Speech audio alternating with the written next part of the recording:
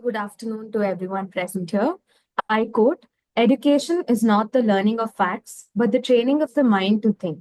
I unquote by Albert Einstein. Respected Dean, Professor Dr. T.R. Subramanya, our Director, Dr. Vijay Praneshwaran, esteemed faculty members of CMR University School of Legal Studies, and my dear friends. I, Ghana, a student of third year BA LLB honors, indeed a privilege to introduce our distinguished guest, Dr. Aswathy Madhukumar, a highly accomplished academician and a legal scholar. She holds a BBA LLB honors, LLM criminal law, and PhD from the Indian Law Institute and has qualified the UGC NET examination.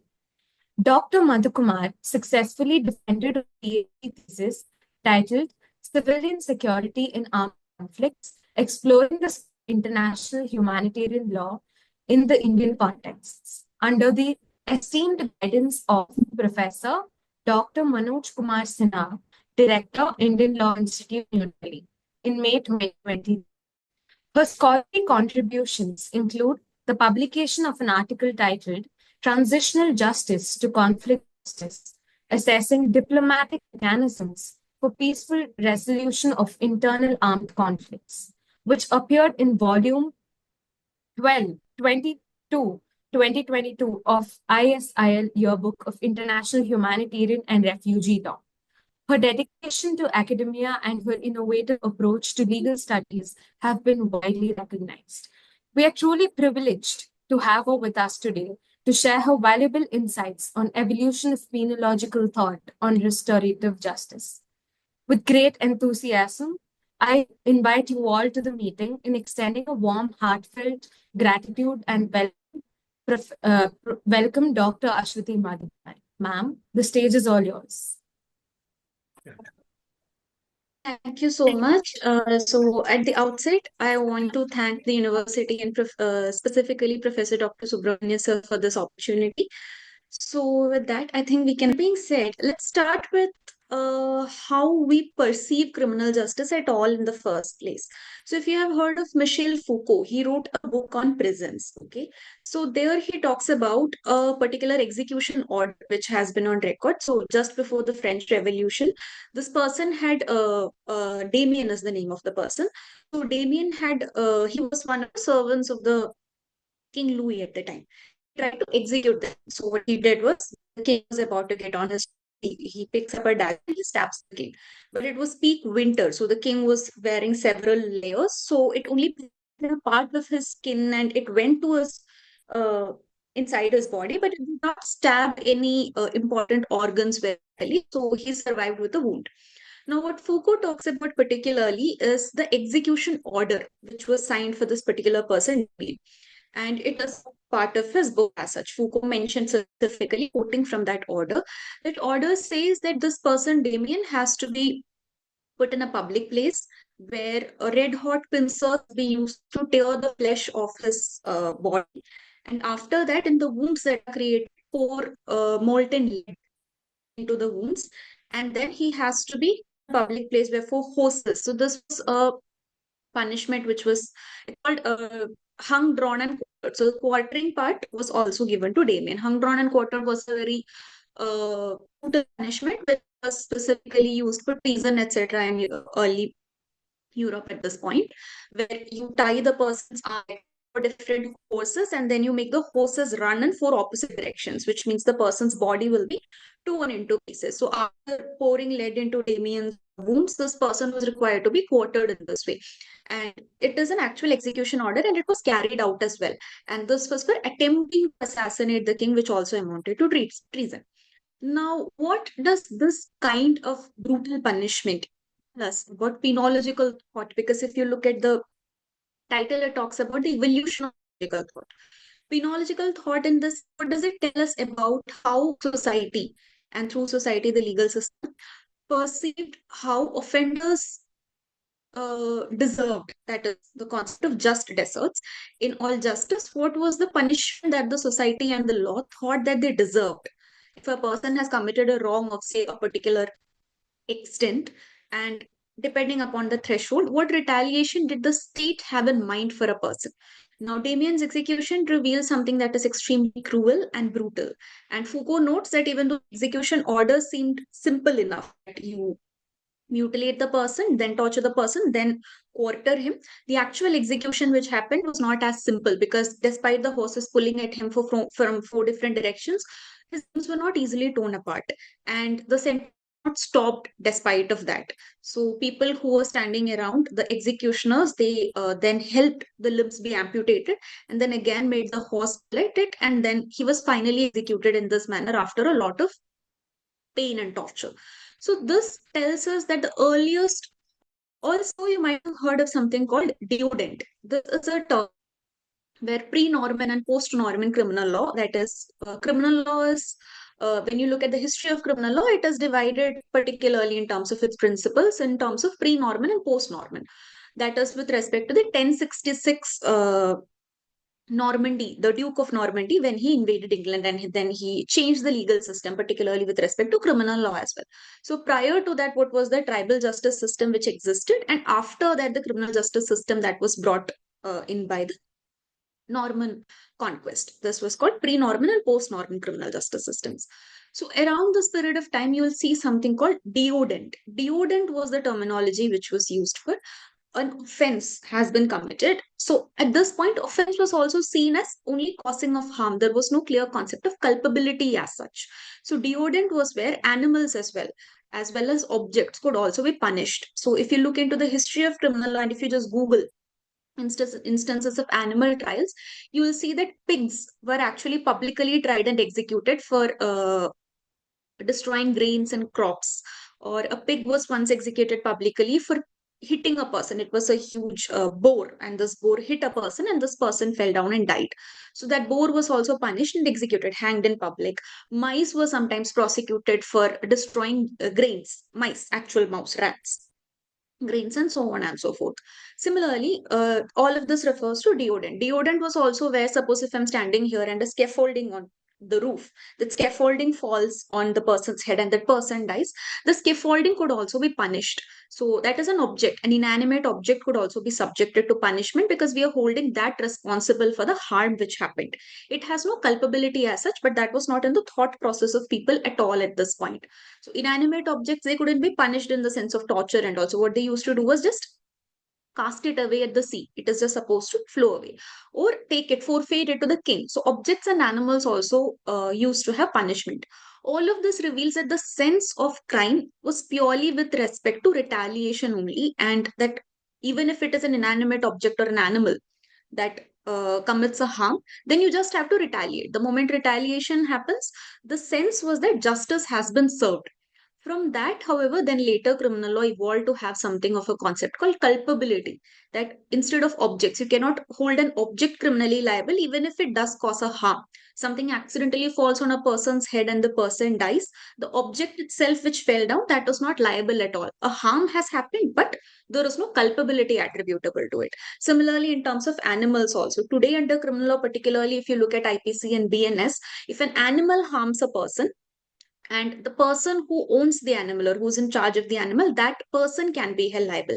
For instance, particularly if you read causing grievous hurt by dangerous weapons, out of those dangerous weapons, animals is also included there. So if you have a ferocious dog which you have trained to bite other people, and if you set the dog to bite a person who trespasses into your property, then the dog is not the one that is liable, but you are the one that is liable, because the concept of culpability has evolved over a period of time. Similarly, punishment, the sense of punishment or penological thought has also evolved in that sense. Now, so we have come a long way in how we perceive crimes, and then how we perceive our responses to crimes as well. Then, if you look at the title, it says Evolution of Penological Thought on Restorative Justice. So, that on restorative justice part is in fact taken from, you can look at the chat box, there is something called On Cruelty by Judith Butler. So, Judith Butler is a philosopher who writes on crimes as well as other legal issues from the philosophical sense. And this is a book review actually on cruelty by Judith Butler. This is a review of death penalty, a book review which she has written for the London Review of Books, and it is a PDF, it is available online. Here, she starts by asking. So, she is referring to Nietzsche here. She is actually reviewing a separate book which is on death penalty. And as a part of that, she is also analyzing how cruelty works. That is, in terms of, and this is a philosophical thought process only. It is not translated into practice of punishment as such a sentencing process, but it's food for thought. So, here, one of the most crucial questions that she poses is, and that's why on cruelty, similarly to that, the title here is on restorative justice. So, on cruelty, the fundamental question that she poses is from where at all did this thought process come into criminal law that a harm and pain are somehow a part of like commercial transaction? Commercial transaction in the sense, how does commerce work? You give somebody money and then you get something in return, whatever product or service you want to buy. Or previously, if you look at barter system, you might be exchanging a product or a service for another product or a service. So there is a transactional nature to that. Judith Butler is asking, how did this transactional nature, that is commercial thought process, come into criminal law at all? Where did this thought process come at all, such that if somebody harms you, then the perception of justice is that you cause some pain to the other person? That is like a transaction, much like a commercial transaction. So where did this thought process come into criminal law at all? Now when we discuss sometimes in class, it this answer comes that we don't know where it came from, but that exactly is the thought process. For example, if you look at criminal justice as such, and that is the way that we follow criminal justice also. If a person has caused a harm to another person, we find justice in giving a punishment to the offender rather than restoring anything to the victim as such. Compensation schemes under criminal law are relatively lesser. It is more punitive in nature. Responses to crimes are more punitive in nature. That is, the focus is rather on traditional criminal law. Our focus is rather on punishing the offender rather than repairing the damage that is done to the victim per se.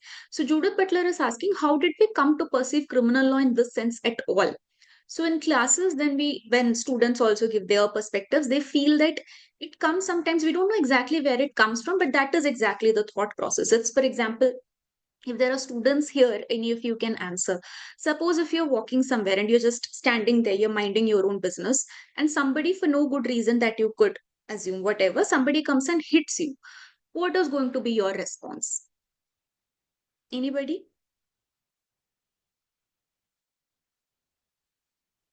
Are there students here?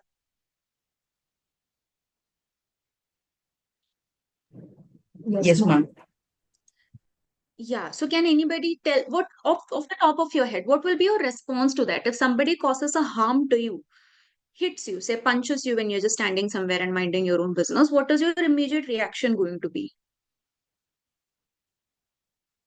Would you want to hit the person back, or would you want to go and complain to an authority? And that authority, you hope, would retaliate in terms of some punishment against the person? Or would you rather think about, let's forgive the person because no harm, there is no harm for a harm is not restoring anything to you, so just forgive the person. So mostly students say that if there is no good reason and if the person does not apologize or such, then their instinct would be to punch the other person back, because he punches you for no good reason, you punch them back, why you? Otherwise, some of them say they'll go to the authorities and they'll hope that the authority will take some action against the other person. So you don't take the law into your own hands, but you hope that the authority which is in charge of yourself and the other person, they will initiate an action against the other person. Very few students say we'll feel like completely forgiving the person, because that is like extreme, say like a thought process where you don't want to retaliate against the person at all. A Gandhian thought process, perhaps, which is completely against about ahimsa, that you don't want to harm the person, even if they have harmed you, also, you forgive them for your peace of mind. But that is extremely rare, usually. And this is what happens in terms of the state and the person relationship also, that if somebody commits an offense against myself, retaliation is not permitted under law. It does not allow you to take law into your own hands, but that role is taken over by the state. So, in terms of the punishment, the state will assign an appropriate punishment to the person, and that is seen as justice. So, this we don't know exactly where this thought process came from. So, we don't have an exact answer for Judith Butler, which she poses in On Cruelty. But this is how criminal justice system thinks about punishment at all, and punishment as justice.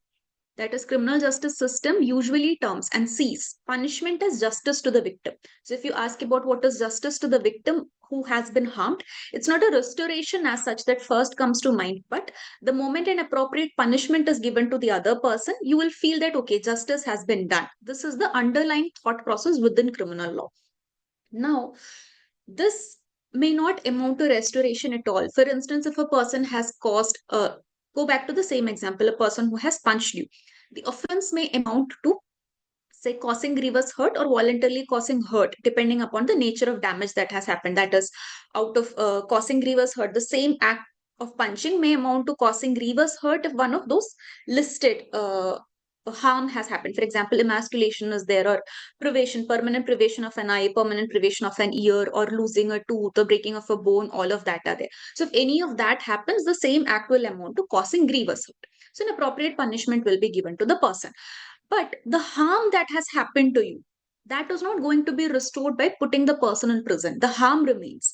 And yet, a sense of justice also comes, because our sense of justice inherently in our thought process is that when the other person has received a punishment, we have received justice.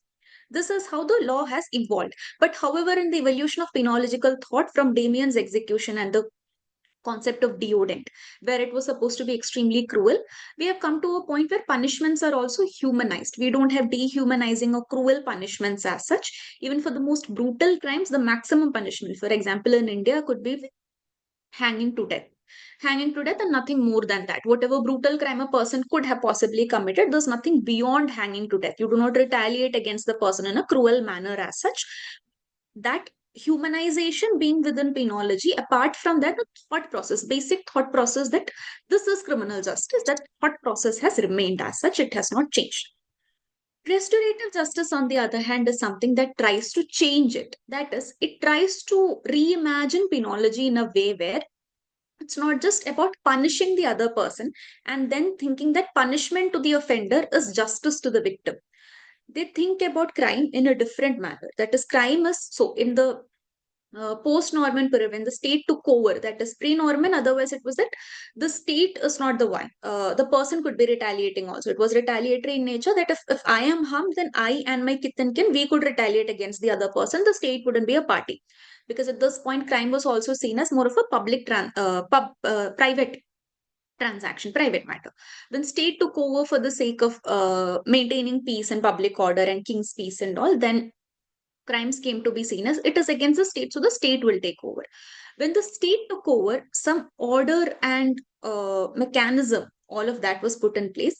But at the same time, in that state taking over the response to crime part, what happened is that the victim is now getting a backstage. The victim does not have much of a role to play, particularly now in the transition from CRPC to BNSS.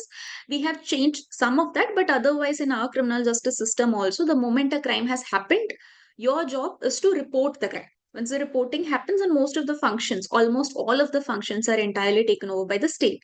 The state will investigate it through the police, the state will prosecute through the public prosecutor, and the judges will decide on through its judiciary. So it is entirely on behalf of the state. The victim does not participate so much except in a very limited manner, which is to say, the victim may appear as a witness, of course. Plus, now under BNSS, the victim has some receiving role as well. That is, the investigating officer is supposed to report progress of the investigation every 90 days to the victim. So that part you just get to know, but you don't participate as such, but you get to know. Another provision is that if the public prosecutor wishes to withdraw from the case, the victim could be heard, or the victim could file an appeal against acquittal only, not regarding the quantum of sentence, but against acquittal. So you see, when the state took over the function of responding to crimes, the function of responding to crimes, the victim has received a much lesser role as such. Restorative justice, on the other hand, so our general criminal justice system, you might have heard in this phrase also, it focuses on due process for the accused person. That is what we try to do, is that the state is trying to prosecute and punish the accused person, but at the same time the state is also trying to preserve and protect the rights of the accused person, so that those rights are not violated. Now, where does the victim figure into all of this? Not so much. Restorative justice tries to change this perspective a little bit and says that restorative justice is when The victim and the accused person have to participate in the process, and criminal justice, in the perspective of restorative justice, is not just about retaliating or deterring the person or other people from committing crimes, but it is rather about the victim. The victim gets a central focus here.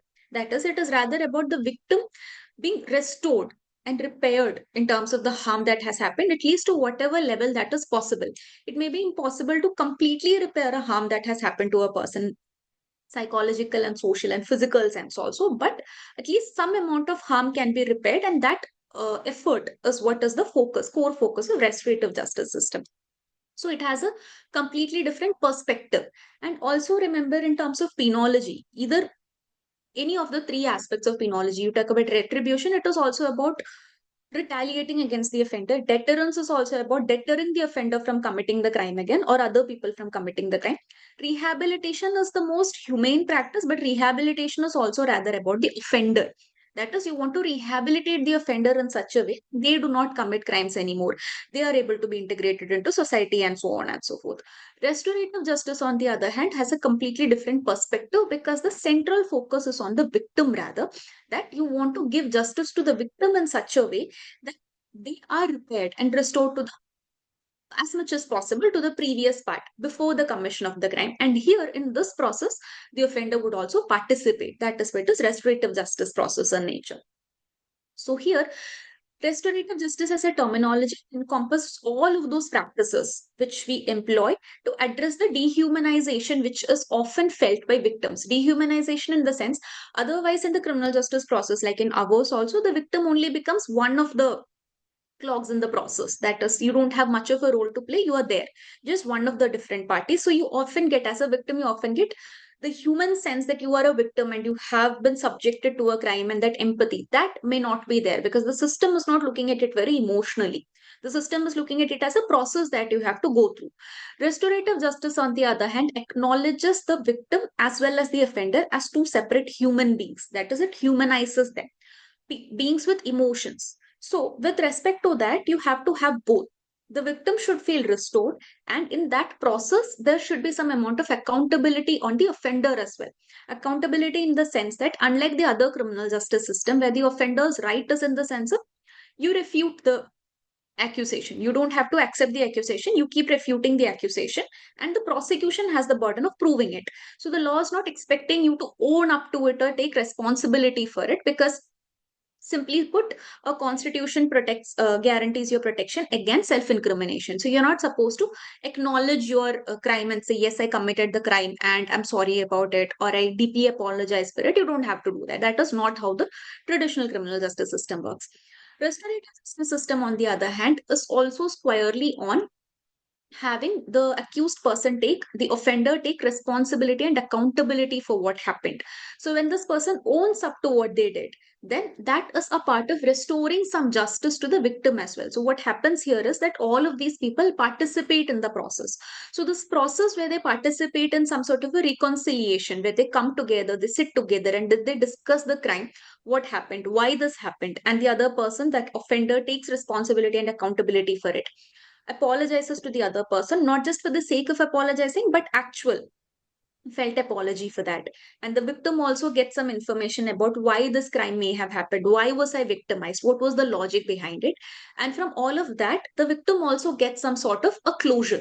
That is the core focus of restorative justice rather than any of the other ends or the consequence which other three systems of penology, be it retributive or deterrent or rehabilitative, any of these theories, whatever they want is completely different from what restorative justice tries to focus on. Did anybody want to say something? I think somebody was trying to speak. Okay.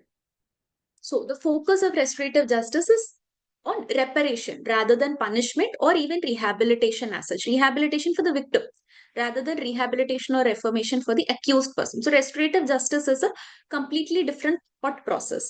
Now, this is a book. When we talked about restorative justice lecture, the Honorable Vice Chancellor of my university, Professor Venkat Rao sir, he wanted me to introduce this book and also read this book as well.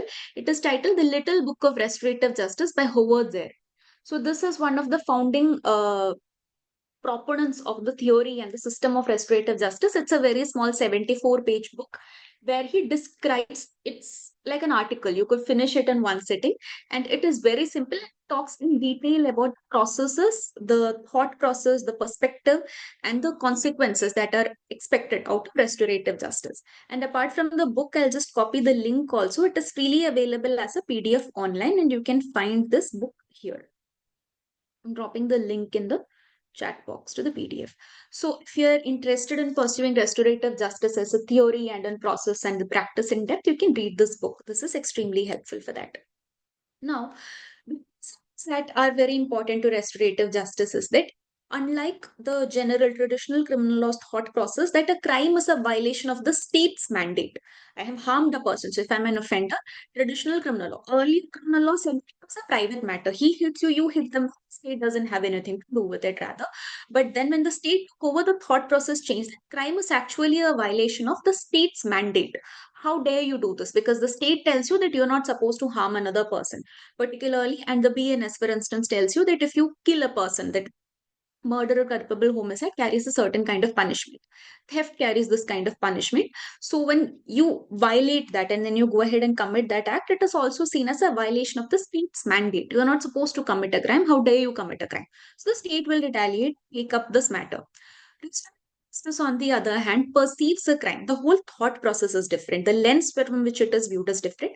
It perceives crime is not just a violation of a law. It's not just merely a technicality, but it is also a violation of people, their own private space. Speaking about if it is a violent crime or even if it is a property crime as such, and somebody steals something from you, you still feel violated even if it was not a crime against you person as such, because something that belongs to your property has been violated.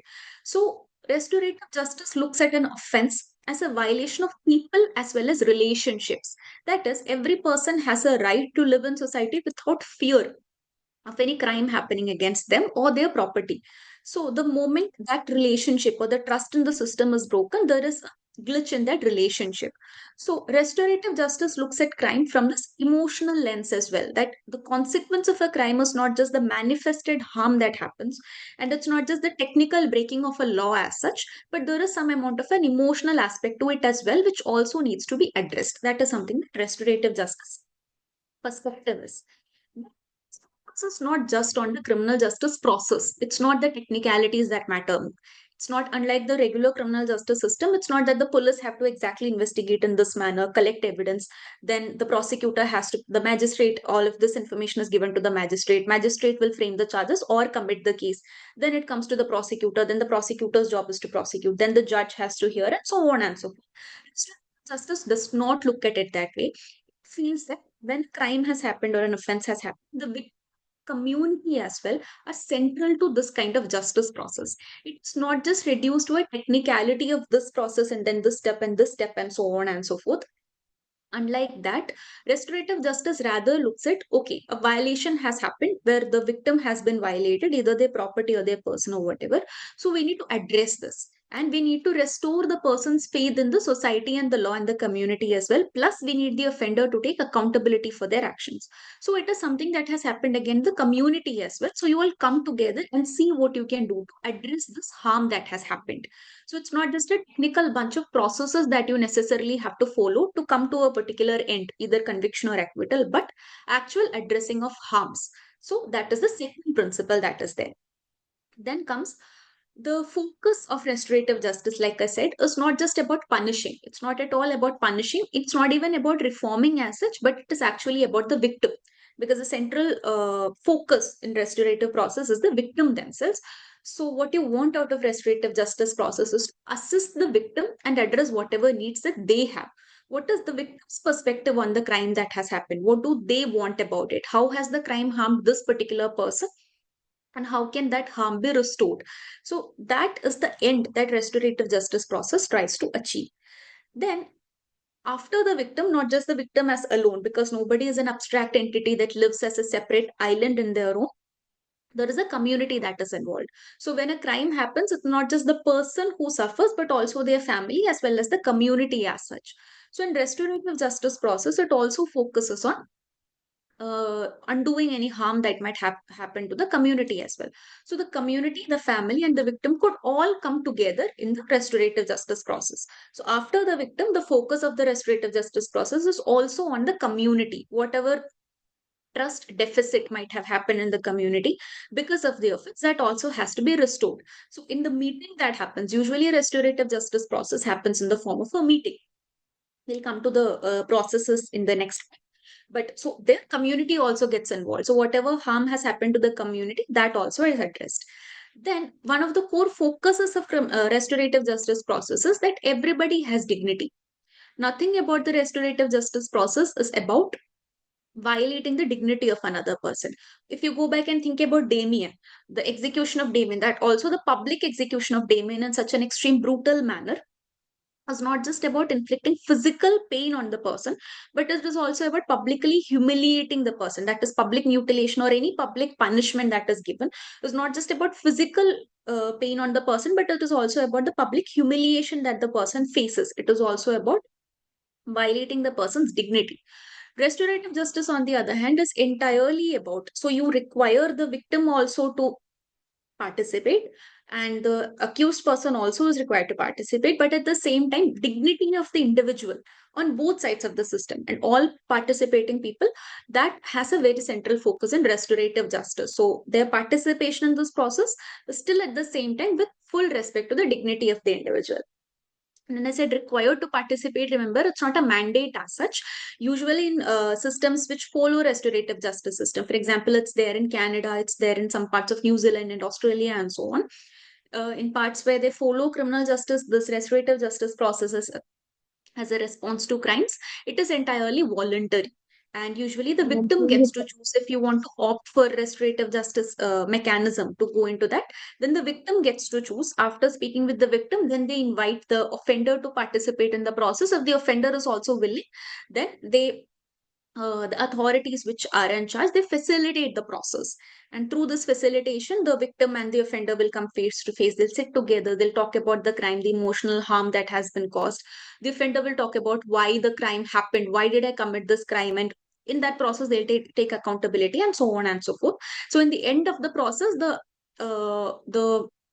end that you want out of it, that is the consequence that you want out of it, that the offender regrets it, and it is very unlikely that the person will ever go into recidivism. And so deterrence is achieved, but not in the way of an extremely brutal punishment, but in the way of the person themselves repenting that I don't want to do this crime anymore. I will not get into this life anymore.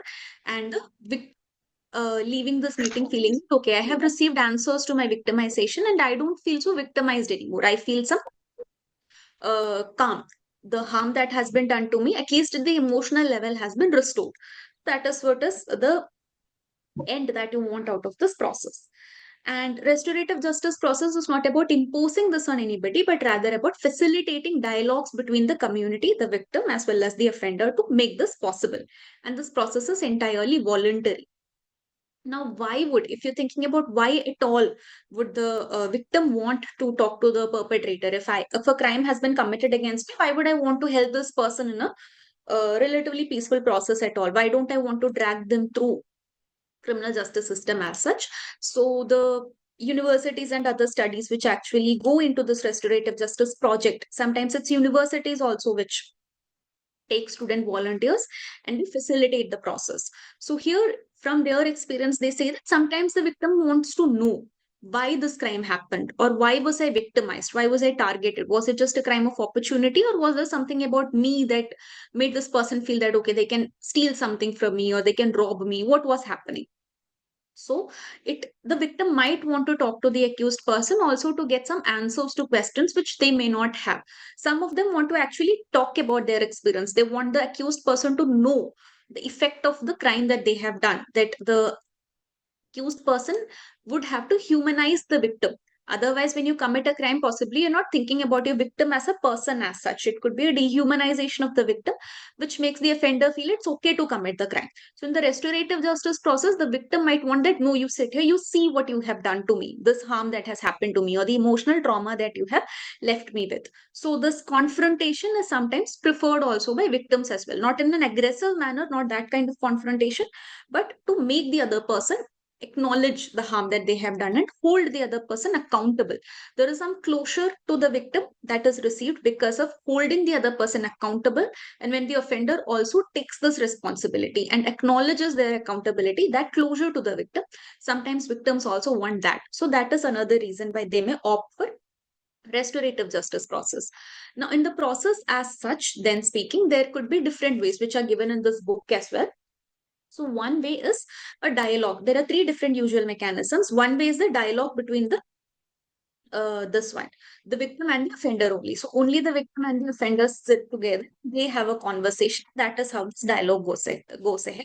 That's one way. Second way of achieving restorative justice is by involving the family. That is the family of the victim as well as the offender. They will sit together, they will discuss, and then they'll come to a conclusion about it's more of a dialogue. That is, why did this crime happen, and accountability, and so on and so forth. Last mechanism is called community circles. Community circles means it's not just the family, but the entire community comes together. And it's also possible that it's not a confrontation, it's not a war between two communities, but sit together and try to address questions such as why did this happen? How could we stop something like this from happening again? How as a community could we start to feel safe once more? For example, if it is a robbery that has happened in a relatively safe area, so the trust deficit that happens in that community, when this community, if that community circle is sitting together, they'll be able to address why did this happen in our area, what made us vulnerable, how do we fix this vulnerability. So that community trust deficit in the system as well as in the possibility of themselves also being victimized, that is also addressed. So the first way is a dialogue between the victim and the offender only. Second part where the family gets involved, and the third part where the entire community gets involved. So the last one is called a community circle. So these are the three major ways in which restorative justice actually process happens. And now, if it is so far clear, we'll come to what, if at all, in our system, in the Indian system, you could see some sort of a semblance of a restorative justice system. Our criminal justice process, you will know, is adversarial in nature, not inquisitorial, because all common law countries have an adversarial system.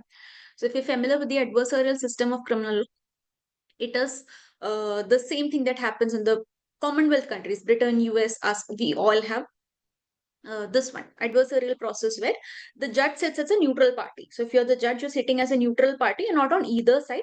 The prosecution and the defense, they'll fight out the case. You will observe it, you will take down evidence, you will observe the process, and then you will determine which side is more convincing. So in the adversarial system, the judge himself is not getting into the process as such.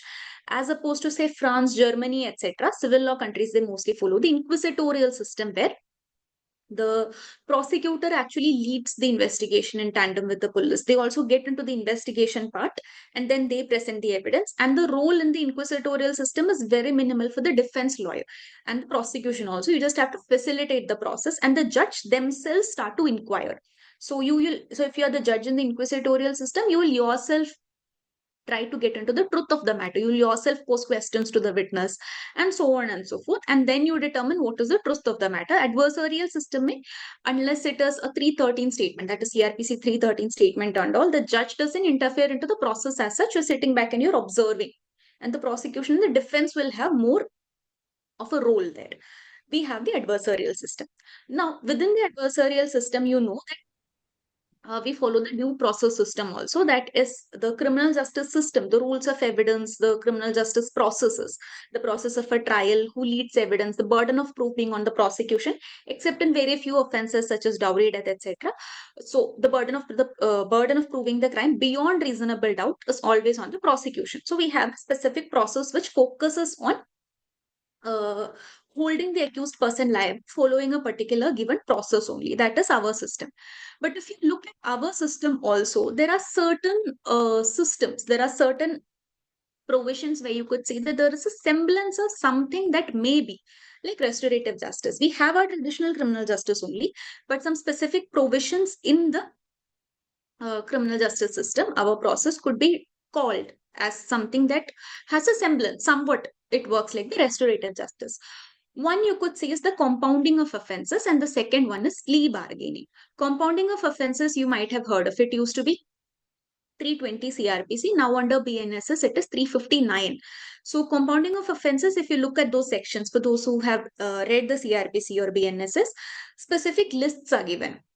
One list talks about offenses which are compoundable per se. The second list is about offenses which are compoundable with the permission of the court. So offenses such as voluntarily causing hurt, these are compoundable. Offenses such as voluntarily causing grievous hurt, these are non-compoundable. So in both of these cases, and it is exhaustive. The list under CRPC, now BNS 359, is exhaustive in this manner. That's any given one of these two lists, they are compoundable. Compounding of offenses means you are entering into a compromise. Otherwise, under criminal law, traditionally speaking, there was no concept of compromise as such. Pre-Norman, that was there. There was Burr, Boat, and White. These systems were there about paying an amount of money or a compensation, even in response to a crime that would absolve liability. But post-Norman criminal law, that has been more about not a transaction between the parties, but it is rather between you as the offender and the state. So you can't just pay some money and get out of your liability. You have to face punishment. Compounding of the offenses, compoundable offenses, on the other hand, take a slightly different view that certain offenses which are of relatively less severe nature and where that such kind of an impact on society generally is not there, there you may compound it. Compounding then would require that when the offender and the survivor have entered into a compromise, then it has the same effect as acquittal. So if you have, say, punched a person and you are being prosecuted for voluntarily causing simple hurt, it is compoundable, which means that when you have entered into a compounding agreement with the other person, you have to inform the court, and the effect of this will be that you are acquitted of the offense altogether.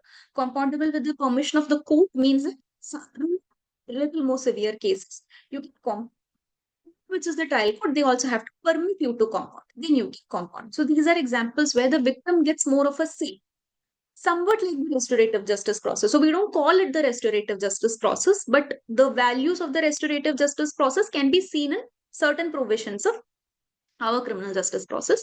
I'm saying one of them is compounding. So in compounding, you could say that yes, the victim gets to play some sort of a role, gets to decide that, okay, maybe if I am willing to enter into a compromise with the person, then he doesn't have to stand criminal trial anymore. So that is one way.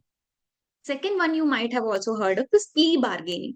Plea bargaining is specifically given under 289 of BNSS.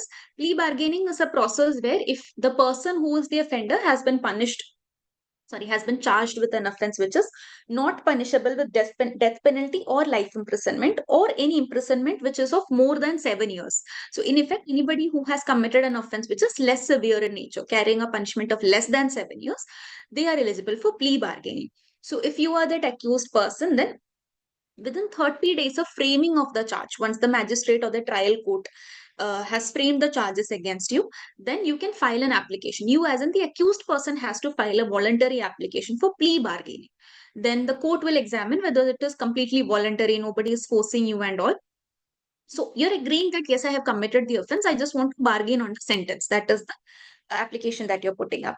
So the court will examine whether it has been voluntarily filed or not. Once the court is certain that, okay, this offender has not been forced into it, they have voluntarily filed for a plea bargaining, then they'll issue notice to the public prosecutor and the complainant as well, if the complainant is there, or the victim of the offense, and then they will all be required to sit together. If they also agree, they'll be required to sit together and see, is it possible to arrive at mutually satisfactory disposition. The requirement of the phrase under that says it has to be a mutually satisfactory disposition. So we'll all sit together. If I'm the victim of the crime, me, the offender who has applied for plea bargaining, and the public prosecutor and the defense lawyer, they will all sit together. IU will also be there, that is the investigating officer. They'll all sit together. They'll try to determine, is it possible for us to arrive at a mutually satisfactory disposition. A compensation is usually agreed upon as part of that. So, if that mutually satisfactory disposition we are able to arrive at, then we'll inform the court. Once the court is informed that, okay, these people have agreed to it, then the court will hear the party only with respect to the quantum of sentence. The court only has to decide on a quantum of sentence now, because some amount of reparation has already been agreed upon. So after this happens, now what is the benefit for the accused person here is, if you look at the section 289, it's a limit on the sentence which can be prescribed. That is to say, if the offense even carries a minimum sentence also, say some offenses particularly have a mandatory minimum sentence. If a mandatory minimum sentence is there, and if you have entered into a plea bargaining, then only a fraction of that sentence will be imposed upon you. That is, in case you are a first time offender, 1/4 of that minimum sentence. Suppose it is punishable with a minimum of 1 year, and I have entered into plea bargaining and I am a first time offender, then the section says it is 1/4 of this 1 year. 1/4 of 1 year will mean that 3 months. So my sentence will be 3 months. If I'm a repeat offender, then half of the minimum sentence, that is 6 months. Similarly, if there is no minimum sentence that is given, then whatever the sentence that the court wants to would have otherwise wanted to impose on the person, the 1/4 or 1/6 of that punishment, 1/6 of that punishment only to first time offenders, 1/4 of that punishment to all other offenders. On top of it, if the person is actually eligible for probation under the Probation of Offenders Act or probation under BNSS, then that person may be released on probation. So here, if I enter into a plea bargaining and if I have entered into a mutually satisfactory disposition with the victim of my crime, then here also you could see that community to a limited extent is getting involved, because here the family is not getting involved, but the prosecutor is getting involved, the IO is getting involved. So they are representing the interests of the community also. So if we are able to enter into mutually satisfactory disposition, then the accused person will have to only serve a small fraction of the sentence, 1/6 or 1/4 or half of the sentence which is prescribed under that section for whatever offense that I have been convicted of. So it is beneficial for me as an accused person also. It is beneficial for the victim also, because they are able to sit in on that decision, whatever the mutually satisfactory disposition is. So plea bargaining is another part where you could see that at least in a limited manner, the principles of restorative justice are coming into our criminal justice system also. But otherwise, actually, some countries such as New Zealand, Canada, etc., have a proper scheme called restorative justice system, where they practice this as such through the mechanisms which we mentioned before. That is, the victim and the offender enter into a dialogue, or the family enters into a dialogue, or the community sits as a community circle and then they enter into a dialogue. And it is not just part of the criminal justice process as such, but it is a part of restorative justice. And particularly, Howard Zare clarifies something here in his book specifically, that it is not just about forgiving. It is never something to be imposed upon the victim. It's not supposed to force the victim into forgiving the perpetrator or the offender for the crime. It is rather about giving some closure to the victim and making sure that the offender takes accountability for the crime. So, restorative justice could be in addition to our general criminal justice process also. Somewhat like you will see here in plea bargaining, which we talked about, that a mutually satisfactory disposition is also entered into. But on top of it, court prescribed punishment, at least in the form of probation, at least that will be there. So, in some way, criminal justice system process is also there, plus this one. Now, before we end, we want to also talk about an international level implementation of restorative justice that is called transitional justice. Now, transitional justice is a concept under international law where particularly this used to happen in the Truth and Reconciliation Commission. Truth and Reconciliation Commission, if you look at the TRC, it is something that was implemented in post-apartheid Africa. Post-apartheid, a lot of crimes had been perpetrated against people of color in Africa. So when they wanted to go back into a democratic process, and the situation was such that if you want to hold the perpetrators accountable and send them to prison, then half of the population or more than half of the population is going to prison, and then they'll come back and you have to live together as a society. How are you going to reconcile living together as a society? So taking all of this into account, they came up with something that is called transitional justice system, and they came up with this thing, Truth and Reconciliation Commission. So in Truth and Reconciliation Commission, it's actually a restorative justice process at the international level. So the people who perpetrated cruelties during apartheid, they were held accountable in circles, in community circles, where the victims also came forth. And if you look at TRC videos, they're available on YouTube. So actual TRC process videos are available on YouTube, where the victims of these crimes confronted their abusers and emotionally told them, this is what you did to me in apartheid, this is the cruelty that you perpetrated upon me, and this is how I was affected.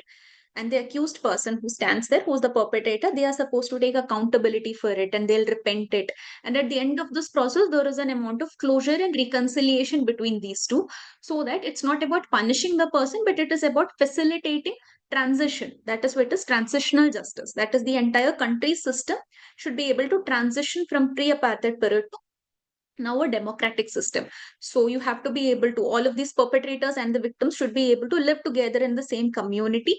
For that, this reconciliation has to happen, and that reconciliation was facilitated to what is called truth and reconciliation commissions. There is a lot of data on that, and it is available on YouTube as well. Actual videos are available.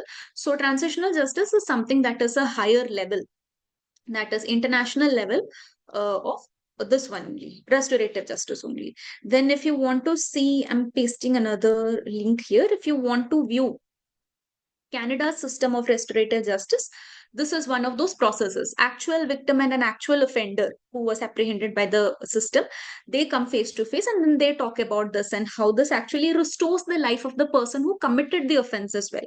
So that justice process is depicted here in this video. If you look at Truth and Reconciliation Commission, that is at the international level.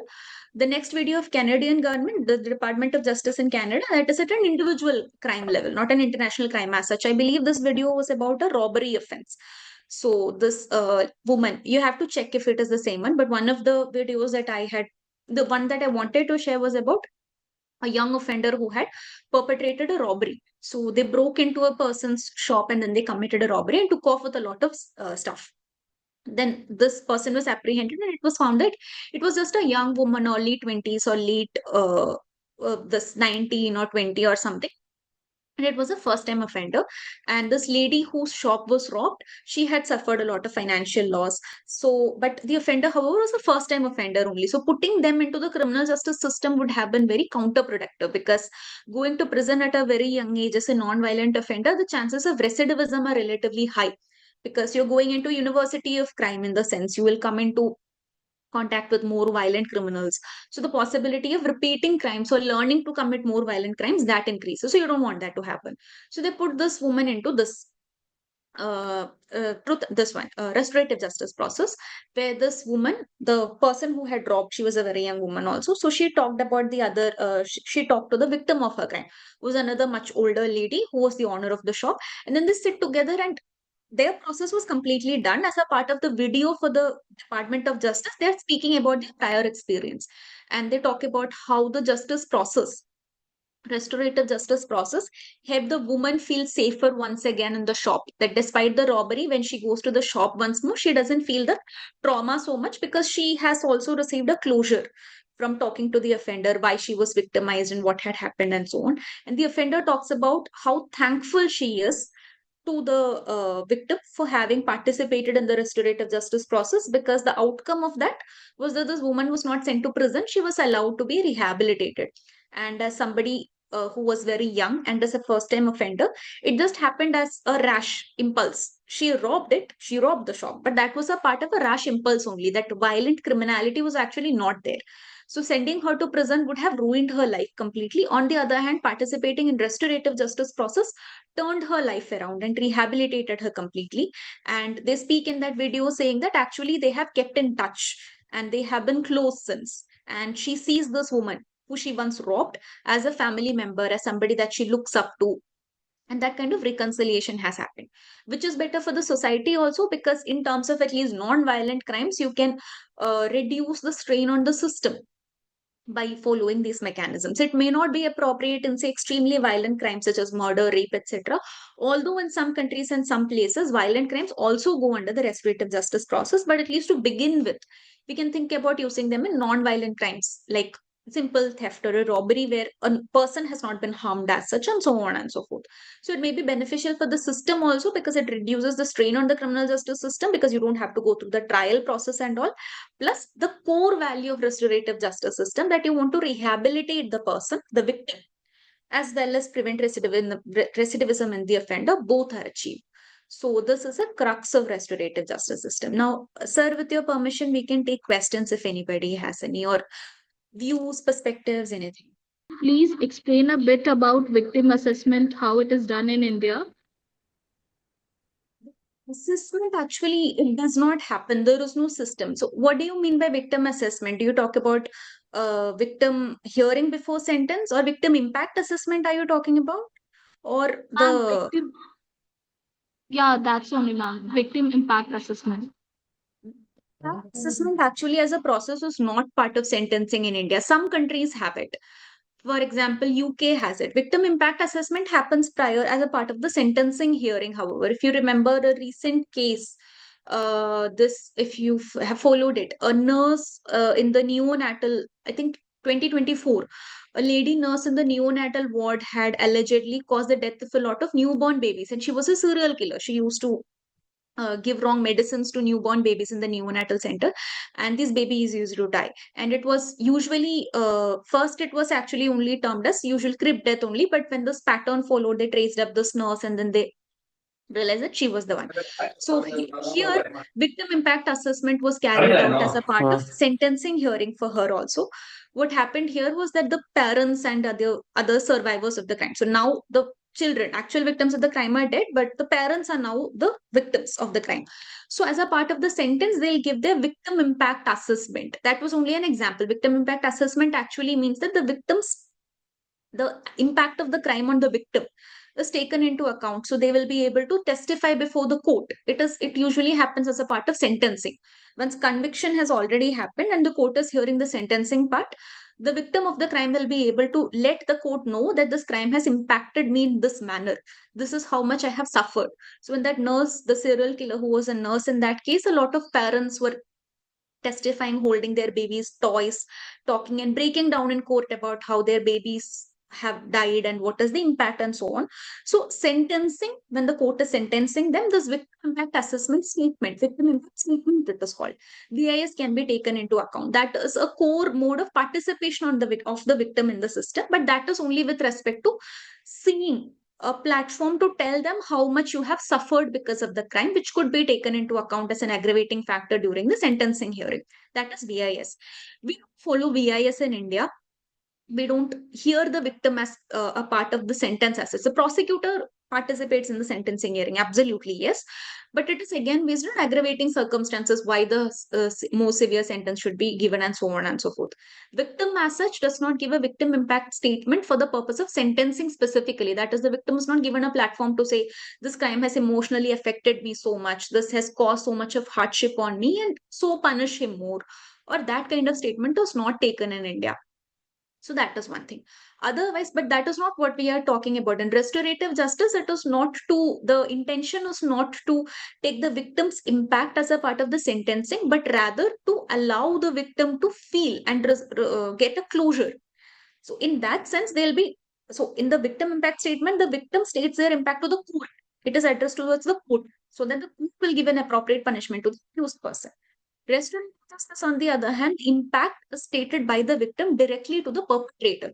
Because the consequence that you want here is not to increase the sentence, but so that the offender takes accountability, repents it, owns up to it, and from that you are able to get some sort of a closure. So it is a process of you humanizing yourself. So India does not have VIS, and a lot of people actually feel against VIS also, that it may not be appropriate because it will, what do you say, shift the court's perspective from something that is a legal evaluation of an appropriate sentence to an emotional outcome of a sentence, which a lot of criminologists also point out is not a good way to go. So possibly because of that, we do not have victim impact statement as a part of sentencing as such. Restorative justice victim impact, that participation comes from a different perspective. It is addressed towards the perpetrator or the offender, not addressed towards the court as such. I hope I have answered your query. Yeah, ma'am. Thank you so much. No problem.